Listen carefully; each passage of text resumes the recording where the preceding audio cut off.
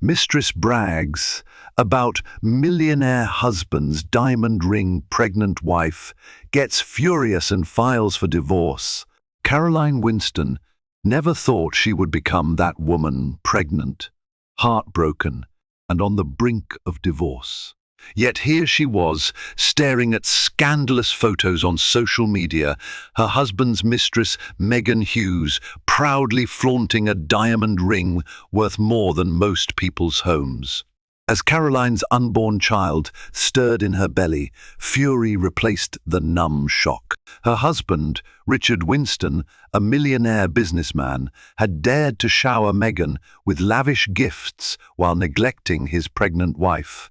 Enough was enough. Determined to protect her future and her child's, Caroline set her sights on one goal: to walk away from Richard's deceit and reclaim her life. Caroline Winston used to love the morning sipping her tea, enjoying the sunlight streaming through the windows of her stately colonial home in Westchester County.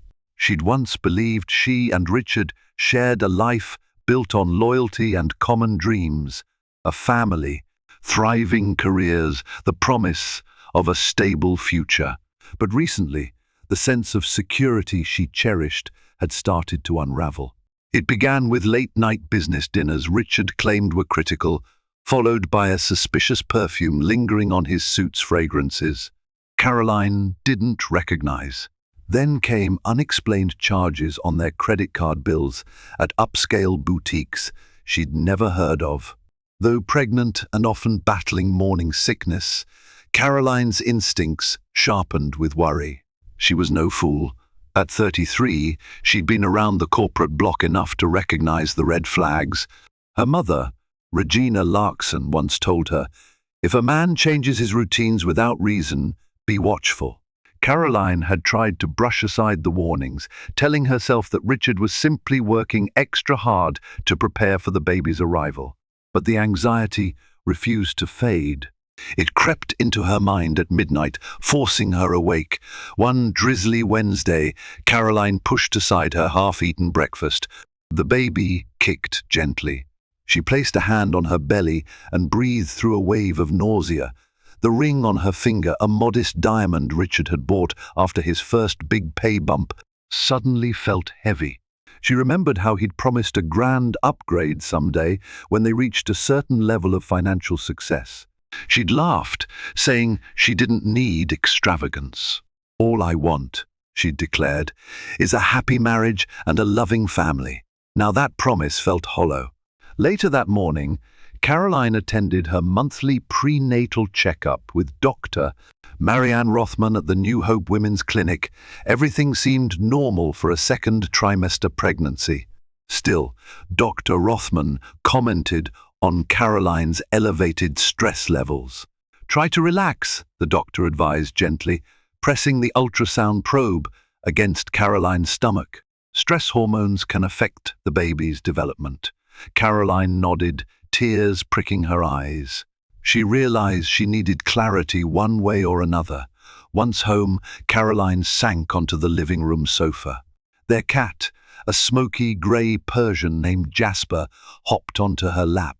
Stroking Jasper's fur, she mulled over the strange tension that had gripped her household for weeks.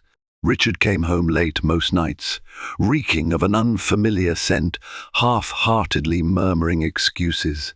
She suspected an affair, but had no concrete proof, only illusions of guilt that gnawed at her. But beneath the worry simmered anger. If Richard truly betrayed her, how dare he do it while she was expecting their child? It was a violation, not just of marital vows, but of everything Caroline believed family should be. A knock at the door startled her from her thoughts. Their housekeeper, Ava Santos, poked her head in. "Sorry to bother you, Mrs. Winston. A delivery arrived, looks like flowers." Caroline's heart leapt with a glimmer of hope. Maybe Richard sent them as an apology or a romantic gesture.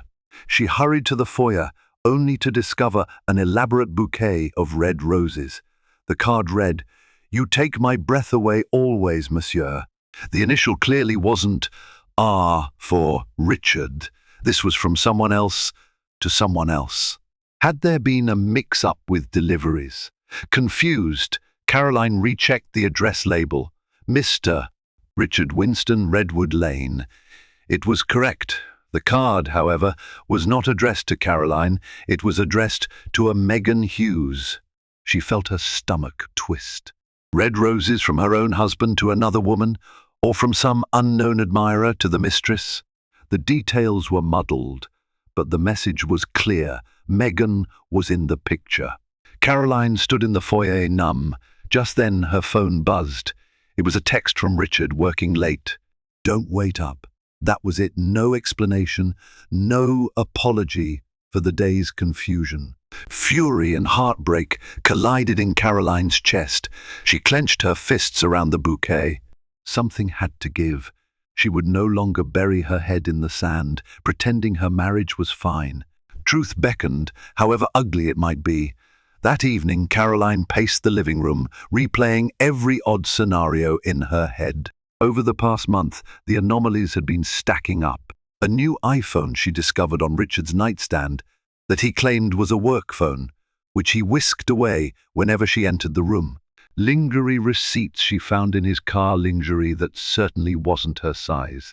A hotel key card that suspiciously fell out of his pocket one morning. She had confronted him then, but he insisted it belonged to a colleague who needed help with a big conference event. She wanted to believe him, truly.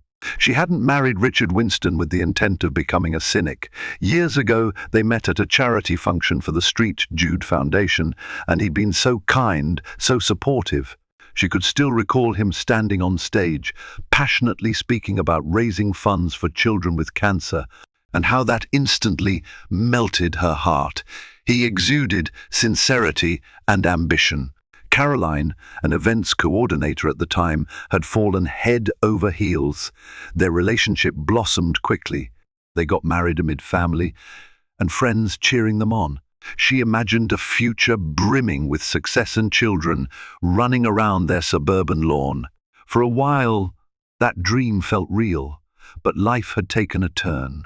Richard's businesses flourished, and the money came pouring in. He was suddenly a high-powered investor in Manhattan's real estate circles, dining with moguls and traveling for deals. Initially, Caroline was thrilled his success meant more security for their growing family. Yet she saw how wealth changed Richard's priorities. He became restless, always aiming to escalate his status. He started hosting lavish parties, surrounding himself with socialites, eager to impress them with his luxurious lifestyle. One day, Caroline recalled, they had a fight about a yacht party.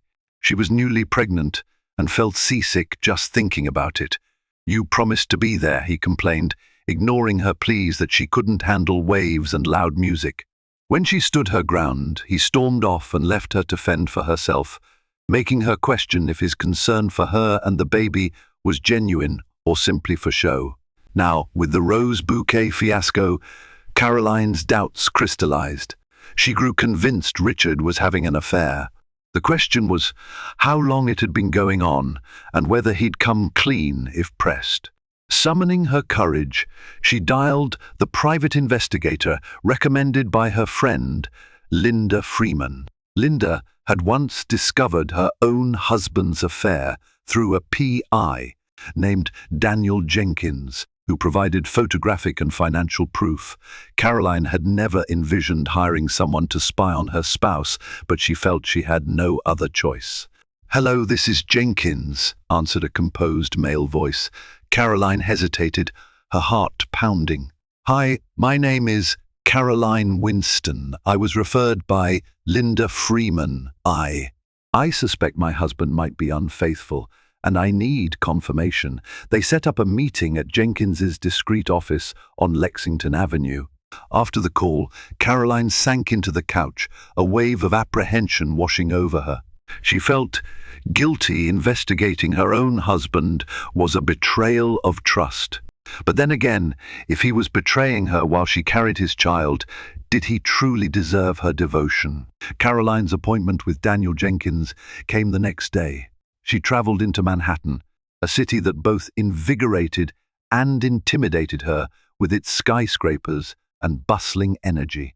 She had to pause mid-commute when her baby decided to deliver a few sharp kicks, gentle reminders that she couldn't remain in denial.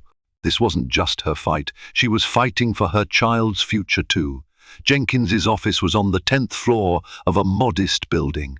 Inside, she found a neatly arranged space. A man in his late 40s with salt and pepper hair greeted her politely. "Mrs. Winston, come in." He offered her a seat in a small conference room. After exchanging niceties, Caroline explained everything: the suspicious phone, the unaccounted-for charges, and especially the roses addressed to Megan Hughes. Jenkins scribbled notes in a leather-bound notebook, occasionally adjusting his reading glasses.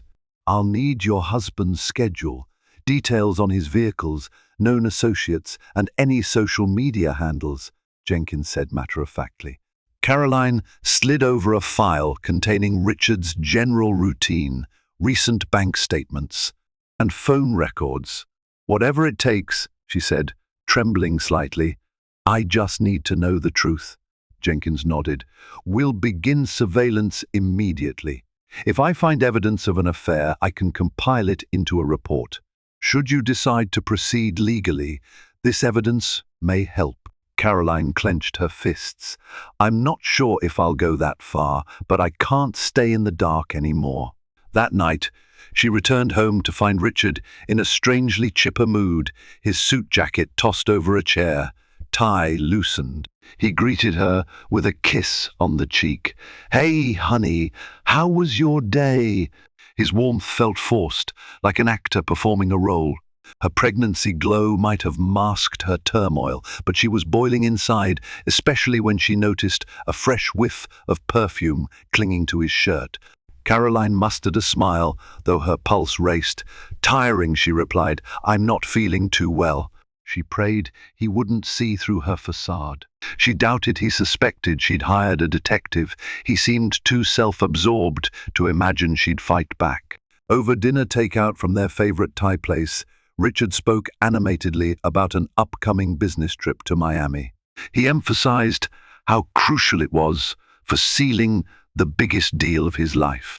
Caroline played along, but her mind churned with suspicion. Was Megan going with him? Were they planning a secret getaway? Her stomach twisted in knots. She could barely touch her food. 2 days later, Jenkins called. "Mrs. Winston, I have something for you. I'll email you a file tonight." Caroline's throat tightened. She waited with dread until she saw the email notification ping on her phone. Opening it, she found a series of photos. The first showed Richard at a fancy restaurant La Boheme downtown, smiling across the table at an attractive blonde woman. Caroline scrolled through more images, him placing a hand on the woman's lower back, them entering a hotel together, arms linked. The timestamp read exactly the date and hour he told Caroline he was in a business meeting. Her stomach lurched. She recognized the woman, not personally, but from online gossip circles that occasionally featured real estate bigwigs and their glamorous companions. Megan Hughes, a socialite rumored to have multiple wealthy boyfriends. Caroline gazed at the final photo. Megan's ring finger sported a large diamond, and Richard was gently kissing her hand in front of the hotel's entrance. Caroline's heart pounded with betrayal and fury. She might have suspected it, but seeing proof confirmed the nightmare. She sat there, tears slipping down her cheeks, whispering, "So it's true." Her mind fogged over, but her baby's gentle kick snapped her back to reality. She wasn't alone in this. She had to protect her child from the lies. She spent the next hour sobbing into a pillow, her world collapsing. Then a steely resolve took hold. She wouldn't let Richard's infidelity define her future.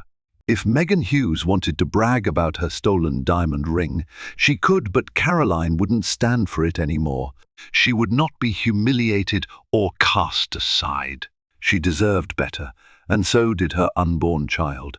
A week slipped by in a blur of tears and consultations with Jenkins about how best to proceed if Caroline decided to divorce Richard.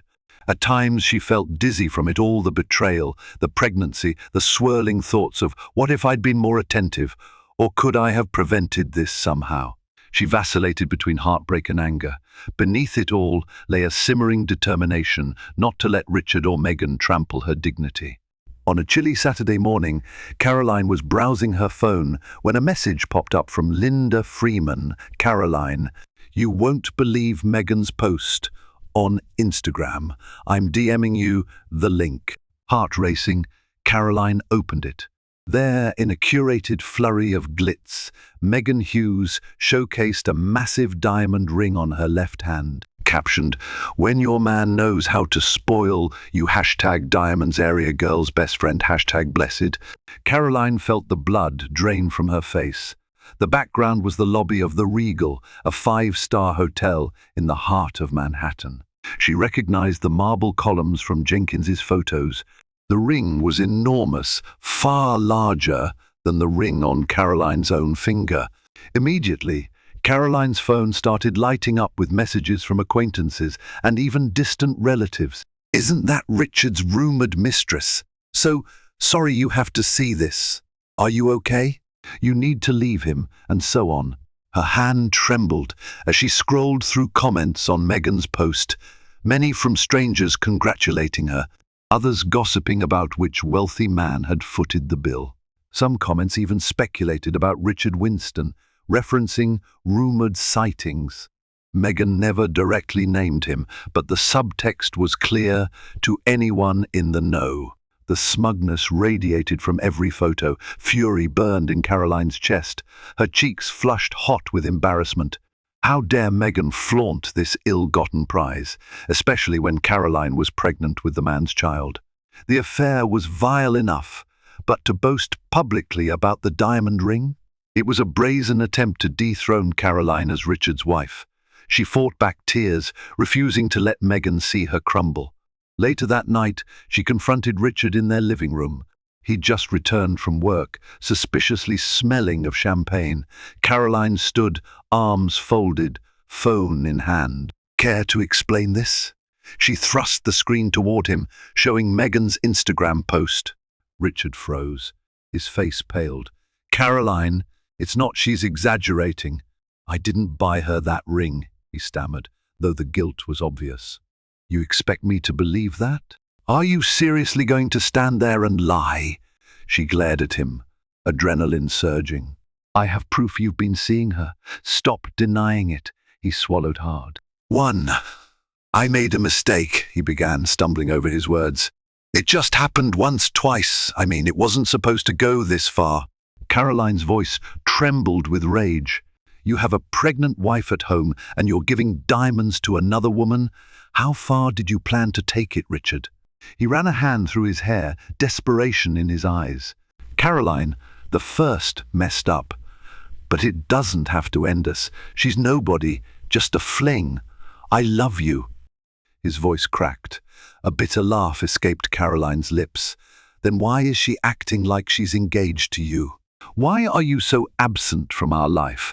Why are you never here for doctor's appointments or to talk about the baby's future?" Richard tried to approach her, hands outstretched, but she stepped back. "Don't touch me," she hissed, tears slipping down her cheeks. "I can't believe you. I can't look at you. I'm done playing the good wife while you flaunt your cheating." He reached for her again, but she sidestepped him, voice trembling. "If you won't leave, then I will. But mark my words, you're going to regret what you've done, because you're not only losing me, you're losing this family we planned." She stormed into the bedroom, slammed the door, and locked it, chest heaving. Outside, she heard Richard's muffled pleas, but she covered her ears, refusing to let him manipulate her again. Inside her womb, the baby stirred, perhaps sensing Caroline's turmoil. She gently placed a hand over her belly, vowing she'd protect her child from this toxic environment. In the darkness, her tears ran hot. She was terrified and furious, but resolved. The mistress could keep her diamond ring. Caroline would keep her pride and build a new future without Richard Winston, no matter how painful that journey might be. Days passed in a haze of avoidance.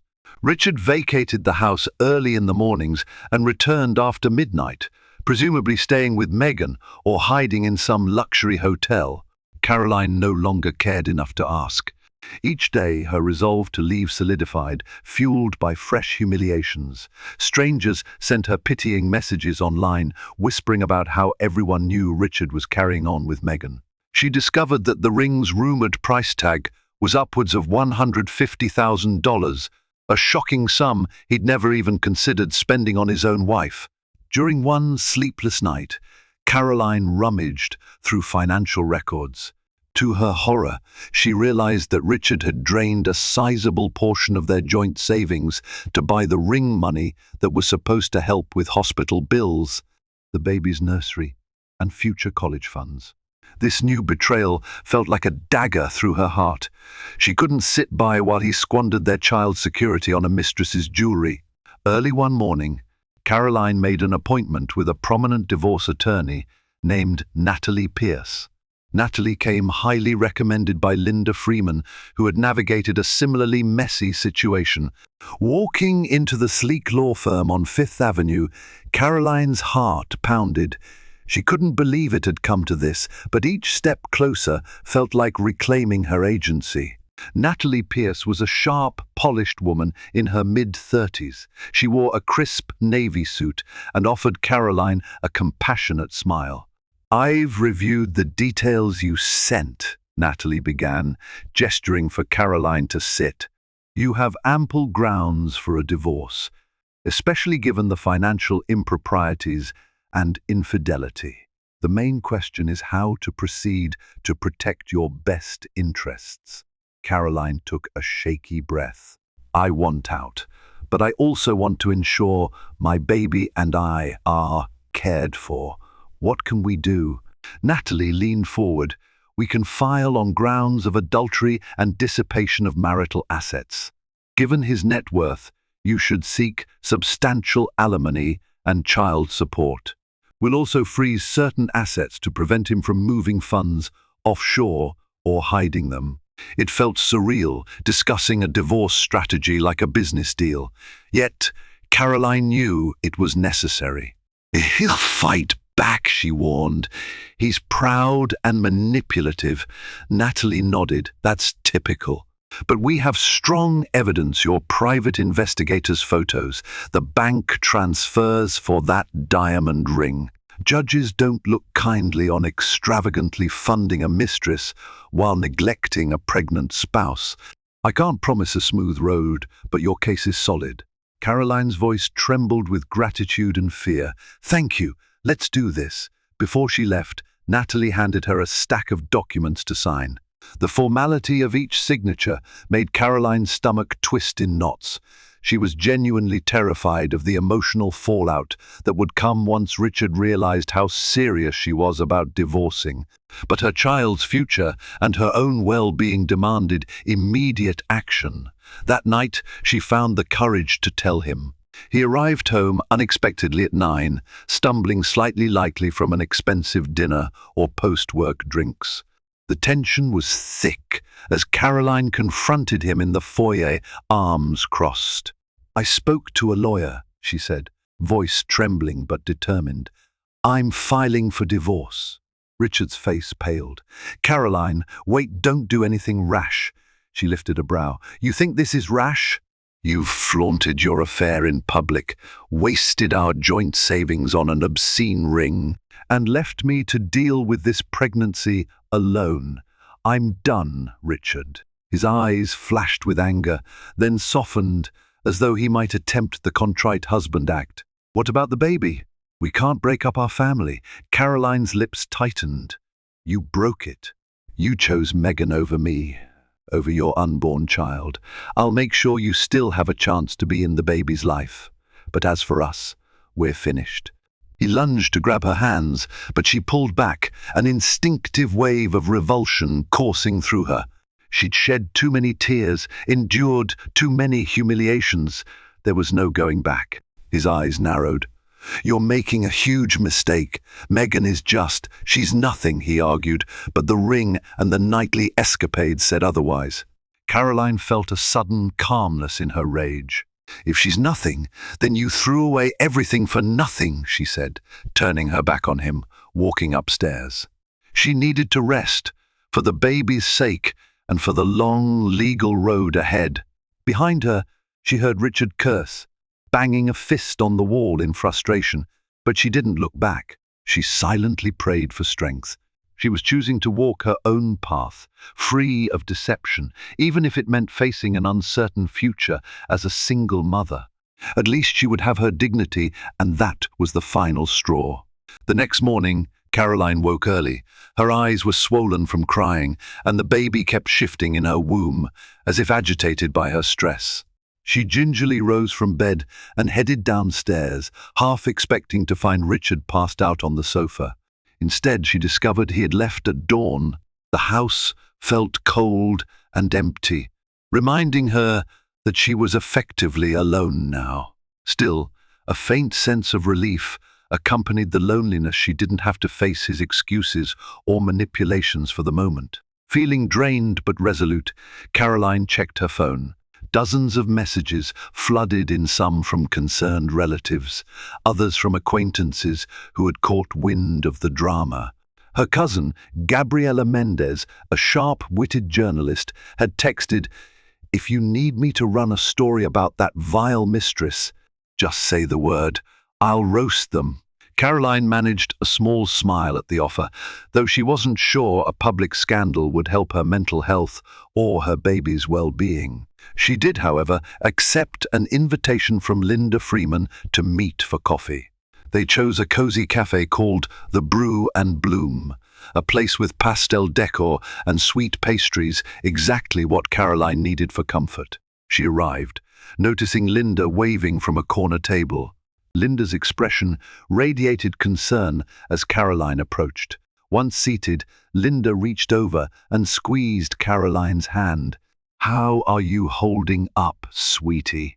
Caroline tried to smile, but her eyes grew moist. "I've been better," she admitted. "I filed for divorce, Linda. I never imagined this would be my life, especially not while pregnant. But I had no choice." Linda nodded sympathetically, her bright red hair framing her warm, empathetic gaze. "I'm proud of you. It's not easy, but it's brave. I've been there, remember, when Mark left me for that paralegal. I thought my world had ended. But trust me, life goes on, and you'll find a new purpose." Caroline's heart lifted slightly. She recalled how devastated Linda had been, yet she emerged stronger, eventually meeting someone who valued her deeply. "I just worry about raising this baby alone," Caroline confessed, stirring her herbal tea. "I envisioned a family, 2 parents in one home. Now, everything is shattered." Linda leaned forward. "Listen, a single-parent home filled with love and stability is better than a 2-parent home plagued by deceit and fighting. You'll give your child all the love and care needed. And you'll have help. I'm here. Your family's here. You're not alone." Emotions welled up, but Caroline nodded gratefully. They talked about the next steps in divorce proceedings, about how Caroline could gather emotional support. Linda even recommended a prenatal yoga class that had helped her friend manage stress during a high-tension pregnancy. As they finished their drinks, Caroline felt a surge of resolve. She was not powerless. She had allies, a supportive family, and enough resources to protect herself and the baby from Richard's worst. That resolve was tested later that afternoon when Caroline received an unexpected call from an unknown number. She picked up, only to hear a smug female voice. "Hello, Caroline. It's Megan Hughes." Caroline's stomach clenched. She gripped the phone, glancing around her living room as if Megan might pop out of a closet. "What do you want?" Caroline asked, her tone icy. "I'm calling to clarify some things," Megan said, voice dripping with artificial sweetness. "Richard told me you're divorcing him. I just wanted to make sure you understand that he and I are going to be together no matter what."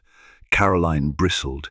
It took every ounce of self-control not to unleash a torrent of insults. "It's none of my concern who he chooses, Megan. I filed for divorce because he's a cheating liar." "Congratulations on inheriting that problem." Megan laughed softly. "Oh, I'm not worried. He's signing over certain assets to me to ensure I'm comfortable. But you're pregnant and left in the dust. That can't feel good." A wave of righteous anger coursed through Caroline. "You're deluded if you think I'll be the one left empty-handed. My lawyer is already on it, and trust me, the court won't look kindly on a man who abandons his pregnant wife to splurge on a mistress." Silence hummed over the line. When Megan spoke again, the saccharine tone was gone. "Richard owes me, Caroline. If you push too hard for his money, you'll make an enemy of me. And I can be very persuasive, especially with the media." Caroline's heart pounded. She took a deep breath. "You're threatening me because you want to protect your ill-gotten finances? Good luck. I'm not scared of you. The truth is on my side, and I have the receipts to prove it." Megan hissed, "Fine. Do what you must. Just remember, I won't let you or anyone else ruin what Richard and I have." She hung up, leaving Caroline's ears ringing with the menacing vow. Caroline stood frozen, phone in hand, a swirl of fury and defiance fueling her. She whispered to herself, "She's underestimating me." If Megan Hughes thought she could bully a pregnant woman into submission, she was in for a rude awakening. Caroline had endured enough heartbreak. Now, she would show them both that she wasn't someone to be trifled with. The day of the preliminary divorce hearing dawned under a grey sky, spitting cold rain. Caroline braced herself for the event, dressing in a simple black maternity dress that flattered her growing belly. Anxiety fluttered through her stomach. This was her first time stepping into a courtroom for something so personal. But she reminded herself that this step was crucial for reclaiming her life and securing her child's future. Natalie Pierce met her at the courthouse entrance, providing a steady presence. "We have enough evidence to push for a favorable settlement, so don't worry," she assured Caroline. "Stay calm, answer honestly if addressed, and let me handle the rest." Caroline nodded, swallowing her nerves. As they walked into the corridor, she spotted Richard, flanked by his lawyer, a tall, stern-faced man named Gerald Stark. She also noticed Megan Hughes, lurking a few steps behind, draped in an ostentatious fur coat despite the mild weather. When their eyes met, Megan gave her a smug, half-smile, wiggling her diamond-ringed fingers. Caroline turned away, refusing to play into the mistress's taunts. In the small hearing room, both parties sat at opposing tables. The judge, an older woman with sharp eyes, called the session to order. Natalie presented a concise summary of Caroline's complaints: infidelity, dissipation of marital assets, emotional distress, and the need for child support. She also argued that Caroline should retain the marital home, as it provided stability for the impending baby. Gerald Stark rebutted by downplaying Richard's affair, labeling it a personal indiscretion that bore little relevance to the financial aspects. He claimed that the diamond ring purchase was Richard's personal expenditure, separate from marital funds. He insisted that Caroline's demands for alimony and child support were exorbitant, given that she came from an upper-middle-class background and had potential earning power as an event planner. Caroline's anger flared, but she kept her composure, remembering Natalie's advice. When she was called to speak, she explained, voice trembling, that she had left full-time work at Richard's request to focus on the pregnancy. She had done so assuming they were a team, only to discover he was funneling money into grandiose gifts for a mistress. She reiterated her concerns about the baby's well-being. "I will not allow my child's financial security to be jeopardized by my husband's extravagant spending on another woman," she concluded, her eyes bright with unshed tears. Richard was called to speak next. He looked uncharacteristically haggard, dark circles under his eyes. "I made mistakes," he admitted, shifting uncomfortably, "but I still love my wife. I'd like to work things out." His contrite tone grated on Caroline. Just days ago, he'd been partying with Megan. Now, he was claiming regret. She suspected it was a ploy to reduce the divorce settlement. He then argued that the ring's payment came from his personal investment gains. "It wasn't from our joint account," he insisted. "I have the statements to prove it." But Natalie was quick to highlight large, unexplained withdrawals that preceded the ring's purchase. The judge listened intently, occasionally glancing at the documents each lawyer submitted.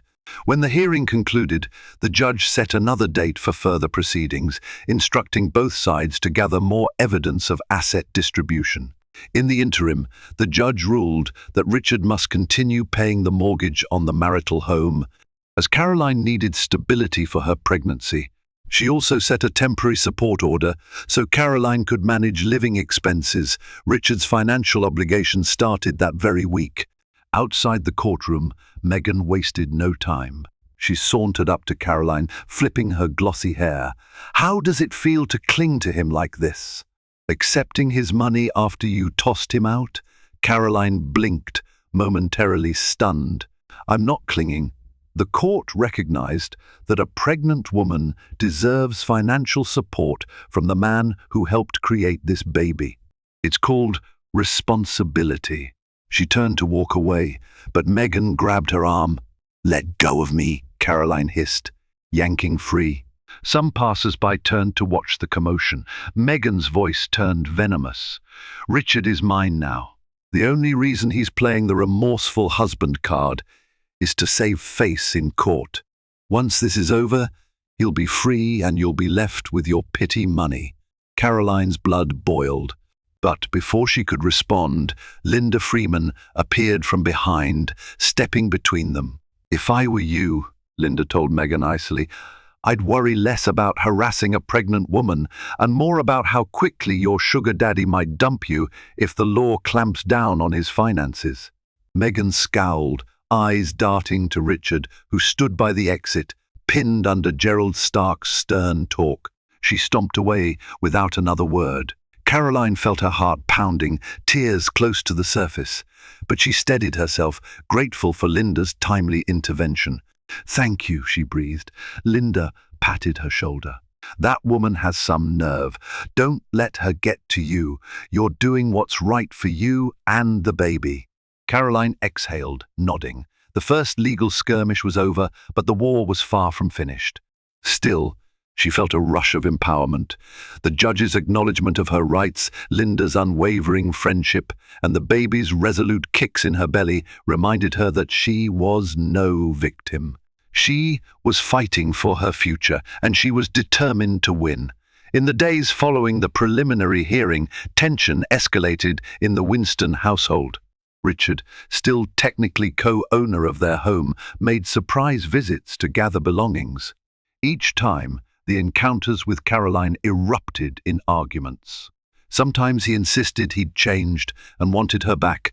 Other times, he accused her of greed and spite. His mercurial behavior left Caroline on edge. One Saturday morning, as Caroline was sorting baby clothes in the nursery, she heard the front door bang open. Richard's voice echoed down the hall. She tensed he hadn't given any notice of coming by. Bracing herself, she walked into the living room to find him rummaging through drawers. "What are you doing?" she demanded, arms crossed over her pregnant belly. He glanced up, face flushed.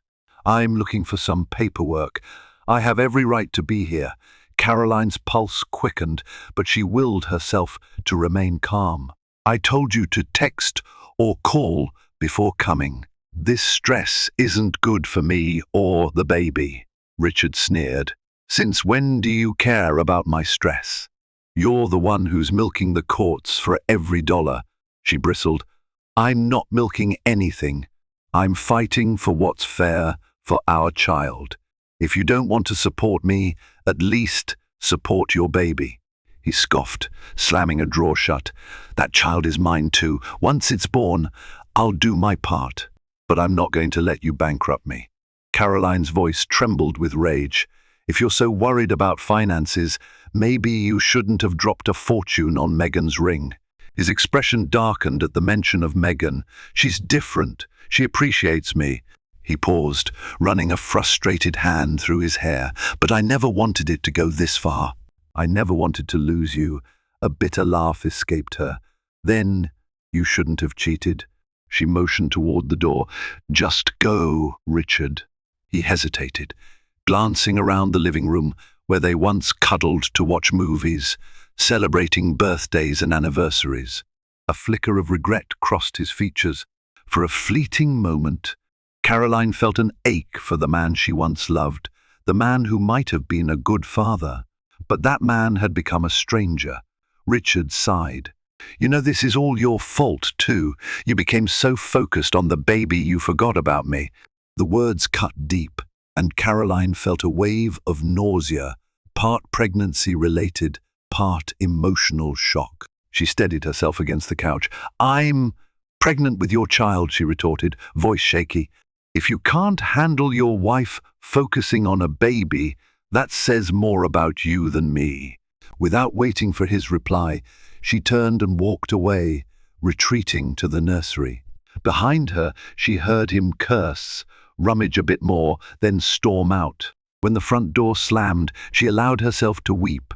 It wasn't just heartbreak, it was the betrayal, the blame shifting, the cruel notion that she was somehow at fault for devoting attention to a baby they both agreed to have. She sank into the rocking chair, tears dripping onto the soft pink blanket she'd folded for her daughter. She'd recently learned the baby was a girl during an ultrasound. She whispered, I'm sorry you have to feel all this, but I promise I'll keep you safe. Gently stroking her belly, she closed her eyes and forced her breathing to slow. The house felt emptier than ever. In that moment, she resolved to accelerate the divorce proceedings if possible. She couldn't keep confronting him in this toxic cycle of blame. The child deserved a peaceful environment, and every day that passed with Richard's looming presence threatened that peace. Word spread quickly that the divorce between Richard and Caroline Winston was turning ugly. Gossip columns relished the story, the pregnant wife scorned, the mistress who boasted a diamond ring. Even tabloids like the New York Daily Star published headlines, Millionaire mogul's affair sparks nasty divorce. Pregnant wife takes him to court. For Caroline, the exposure felt invasive. She only left the house for doctor's appointments, legal meetings, and occasionally to see supportive friends like Linda. When she did, curious onlookers or reporters tried to snap photos. She wore oversized sunglasses and scarves to conceal her identity, but the stress mounted. One afternoon, she received a call from her cousin Gabriella, who sounded breathless. Caroline, check the gossip sites. Megan Hughes is publicly airing her grievances against you. She gave some interview full of lies. Heart pounding, Caroline opened her laptop. Sure enough, on an entertainment website, she found an article titled, Megan Hughes Speaks Her Truth. The Wife Bullied Me from Day One. In it, Megan painted herself as a misunderstood lover who fell in love with Richard after his wife neglected him. She claimed Caroline threatened and harassed her, forced Richard to buy gifts out of fear. She'd smear his reputation. Megan even hinted that Caroline's pregnancy was planned to trap Richard, a statement so vile that Caroline almost threw her laptop in rage. She called Linda, voice shaking. Can you believe the nerve of this woman? She's lying to the press, acting like she's the victim. Linda tried to reassure her. It's a tactic, Caroline. She's trying to sway public opinion, maybe hoping it helps Richard's side in court. Don't stoop to her level. Keep building a strong legal case. Later that day, Caroline met with Natalie Pierce to discuss the recent developments. Natalie sighed upon hearing Megan's claims. We can't control the media, but we can control the narrative in court. I advise you not to respond publicly. Let Megan rant. The real battle is in the judge's chamber. Caroline nodded wearily. It's just exhausting to see her tarnish my name. I'm pregnant. I don't need this stress. Natalie gave her a sympathetic look. I understand. Let's shift focus to finalizing the financial records. We've subpoenaed the jewelry store for the receipt of that diamond ring. If it shows a debit from any joint account, that's a significant point in our favor. They compiled more documents, highlighting suspicious transfers from Richard's business accounts to personal accounts, hinting that he might be hiding money. Meanwhile, Jenkins, the private investigator, uncovered that Megan had a history of latching onto wealthy men and leaving once their funds dried up. He provided statements from previous boyfriends, describing how Megan manipulated them into buying expensive gifts before abruptly vanishing. Armed with this intel, Caroline felt renewed determination. If Megan planned to drag her name through the mud, Caroline would respond by unveiling the mistress's manipulative track record in court. Caroline herself intended to remain above the public fray, refusing to give tabloids an inflammatory quote. Despite the chaos, Caroline found solace in small joys, folding tiny onesies, picking out pastel colors for the nursery walls, even sharing baby name ideas with Linda. She refused to let Megan's vendetta overshadow the excitement of welcoming a new life. Yes, this pregnancy was marred by heartbreak and stress, but it was also a beacon of hope for Caroline, a reminder that love and innocence still existed. She did worry about how the negative press might affect her daughter in the future. Children sometimes learn of their parents' conflicts. But Caroline resolved that one day she'd explain, gently, why she had to stand up for herself and her child. She'd emphasize that no one should remain in a marriage built on betrayal and manipulation. The next court date loomed, promising more conflict. Still, Caroline clung to the belief that truth would prevail. Megan Hughes could flaunt her diamond ring and spin her sob story, but the legal system wouldn't be swayed by gossip columns. For the sake of the baby, Caroline was determined to see justice served no matter how loudly the mistress fought back. The second major court date arrived on a crisp morning. Caroline wore a tailored navy maternity dress that felt empowering. She was nearly 7 months pregnant now, her belly unmistakable.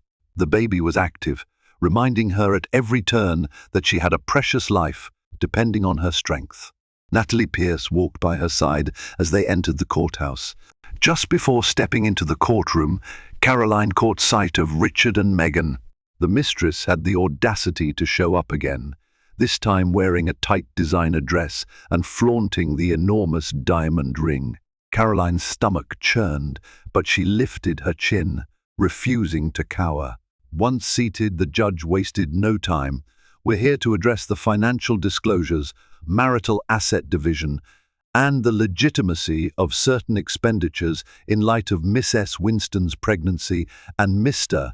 Winston's admitted infidelity. Natalie presented evidence from the jewelry store subpoena. It conclusively showed that $75,000 came from the Winstons' joint account funds, originally earmarked for the baby's expenses. Although the ring had cost more, the store's records were enough to prove that part of the purchase used marital resources. Caroline's fury flared anew, imagining how many baby essentials that $75,000 could have covered. Gerald Stark tried to deflect, arguing that Richard had replenished the account with his personal investments. But Natalie countered that the deposit Richard made arrived after Caroline filed for divorce, possibly an attempt to mask the wrongdoing. The judge frowned, demanding more clarity from Richard. As Richard fumbled through explanations, Megan, seated behind the defense table, kept tossing haughty looks at Caroline. Several times, the judge had to request decorum. The tension crackled in the air. Caroline's turn came to speak about the stress she endured. She described how, at a crucial time in her pregnancy, she had to navigate discovering her husband's affair. Meghan's public taunts, and financial insecurity. She explained how the diverted funds threatened her prenatal care. Her voice caught as she recounted the emotional pain, but she pressed on, determined to show the court that she wasn't overreaching, she merely wanted justice for her unborn child and herself. Finally, the judge addressed Richard. "Mr. Winston, the evidence suggests you used joint funds for a personal affair. You also left your pregnant wife with limited support while you maintained a second relationship. This court must consider the unborn child's interests as paramount. I'm inclined to grant Miss S. Winston a significant portion of the marital assets to ensure the child's welfare." Gerald Stark interjected, trying to lessen the blow, but the judge was firm. She scheduled a final hearing to finalize the property division and child support arrangements, stating, "Unless there's a stark turnaround in evidence, I see no reason to alter this course." Caroline's spirits soared. Meghan, on the other hand, looked like she'd swallowed a lemon. She shot daggers at Caroline, no doubt seething that her gravy train might be curtailed. Richard sank in his chair, shoulders slumped, as reality began to settle upon him. Outside the courtroom, the press waited. Natalie whisked Caroline past them with a quick, no comment. But a few reporters shouted questions, peppering them with rumors about Meghan's meltdown inside. Caroline glimpsed Richard and Meghan behind them, locked in what appeared to be a heated argument. She overheard Meghan hiss, "I won't be left with nothing," before the crowd closed in around them. By the time Caroline and Natalie reached the street, her heart was pounding. "We're in a good position," Natalie said, gently guiding her away from the media scrum. "Stay strong. The next hearing should seal the settlement." Caroline exhaled shakily, pressing a hand to her belly. The baby kicked, as if cheering her on. She allowed herself a small smile. For all the heartbreak, the legal battles, and public humiliation, she was on the cusp of securing a stable future for herself and her daughter. Caroline found herself 8 months pregnant, exhausted from the endless legal wrangling and media scrutiny that had plagued her for weeks. The second major hearing had ended with the judge warning her estranged husband, Richard, that misusing joint funds for a mistress would not go unpunished. Now, as she waited for the final court date, she felt both anxious and oddly relieved that an end was in sight. Her divorce attorney, Natalie Pierce, kept her informed about every development, from Richard's attempts to shift money around to the documents needed to finalize the settlement. Caroline tried to focus on her impending motherhood, but she battled late-night doubts. Each time the baby shifted or kicked, a wave of protectiveness surged in her. This child deserved stability, something her current circumstances lacked. She had little appetite for the tabloids' daily rants about the pregnant wife scorned and the diamond-flaunting mistress. She simply wanted to leave the betrayal behind. Her friend Linda Freeman often dropped by with groceries or prepared meals, determined to ease the burden. One afternoon, Linda arrived cradling a small box wrapped in pastel ribbon. Inside was a handmade baby blanket embroidered with the name Caroline had chosen weeks earlier, Sophie Winston. Caroline felt tears burn her eyes. Seeing her daughter's name in delicate pink thread transformed the swirl of anxieties into renewed hope, Linda told her. A single-parent home can be a sanctuary if it's filled with love and honesty. Caroline clung to those words, reminding herself that her strength would guide Sophie into a bright future. Meanwhile, rumors flew that Richard was under severe financial strain, caught between legal obligations and a mistress demanding more gifts to maintain her lavish lifestyle. Caroline learned from their private investigator that Meghan Hughes might have threatened to expose even more about Richard's personal dealings if he failed to keep her satisfied. Though Caroline's sympathies had run dry, she found a grim satisfaction in knowing that Richard's choices were catching up to him. Then came the day before the final hearing, when Caroline agreed to meet Richard in a public cafe. He looked disheveled, tie askew, eyes hollow. Over a half-finished cup of coffee, he claimed he was ending things with Megan. "She's toxic," he said, voice trembling. "We've been tearing each other apart." When he suggested they might reconcile, Caroline felt a flash of the old pain. She shook her head. "There's no going back. We can try to co-parent, but I can't trust you again." He stared at her pregnant belly, tears flickering in his eyes, then quietly nodded. The following morning, Caroline headed to the courthouse under a crisp April sky. She wore a loose-fitting dress that accommodated her bump. Every step reminded her how close she was to meeting Sophie. Linda and Natalie supported her as they passed through the media throng, ignoring intrusive questions. Inside, she found Richard slumped at the defense table, looking resigned. This time, Megan was conspicuously absent. Once proceedings began, Natalie methodically presented the evidence. Bank statements showing Richard's extravagant spending, testimony confirming he'd left Caroline without adequate financial security, and clear proof he'd used shared funds for Megan's diamond ring. Gerald Stark, Richard's lawyer, tried to mitigate the damage, but the judge was unmoved. She declared Caroline entitled to retain the house and a sizable lump sum payment for the stress and hardships endured during pregnancy. Monthly child support would commence the moment Sophie was born. The judge further affirmed joint legal custody, but physical custody would remain primarily with Caroline, ensuring stability for mother and child. A stunned silence followed. Richard looked toward Caroline, and for a brief moment she saw genuine remorse etched in his face. She managed a small nod.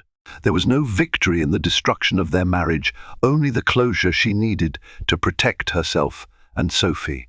Exiting the courthouse, Caroline felt an overwhelming sense of relief. The process had been grueling, but now she could finally breathe. "I'm proud of you," Linda whispered, as they ducked into a taxi, leaving Richard behind with his regrets and the media's endless curiosity. In that quiet cab ride home, Caroline placed a hand over her belly, promising Sophie a peaceful life, untainted by betrayal and self-doubt. A few weeks later, Caroline went into labor late one night. Linda rushed her to the hospital, where she endured hours of contractions before finally meeting her daughter's gaze. In that instant, Sophie blinking up at her under the bright maternity ward lights, Caroline felt a love so fierce it eclipsed the heartbreak she'd endured. When Richard arrived the next day, looking awkward and unsure, Caroline allowed him a brief visit. She reminded him that if he wanted a role in Sophie's life, he'd need to be responsible, honest, and consistent. Returning home with her newborn, Caroline settled into a new routine. The nursery's pastel colors and the gentle hush of lullabies offered a stark contrast to the turmoil she'd faced. She rocked Sophie in her arms, breathing in the baby's sweet scent, and realized that this was her true new beginning, a chance to create a home grounded in love, stability, and respect. Whatever storms had raged around her, they now felt distant. The diamond ring, the media frenzy, Megan's flaunting they had lost their power to wound her. In their place stood Caroline's unwavering resolve to give Sophie a life brimming with hope, honesty, and a mother's unfaltering devotion. Thank you for joining us on this roller coaster of secrets, betrayal, and hard-won freedom. Caroline's journey shows how life can shatter our expectations in the most painful ways, yet also how the fierce love for an unborn child and the support of trusted allies can pave a way forward. When faced with a mistress flaunting a diamond ring and a once loving husband turned distant, Caroline chose courage. She filed for divorce to protect her future and her baby's well-being, proving that no shiny trinket compares to self-respect and the promise of a peaceful home. If this dramatic tale resonated with you, please tap that like button to show your support. Share it with friends who enjoy stories of resilience and redemption. And don't forget to subscribe to our channel for more real-life drama fiction that inspires and empowers.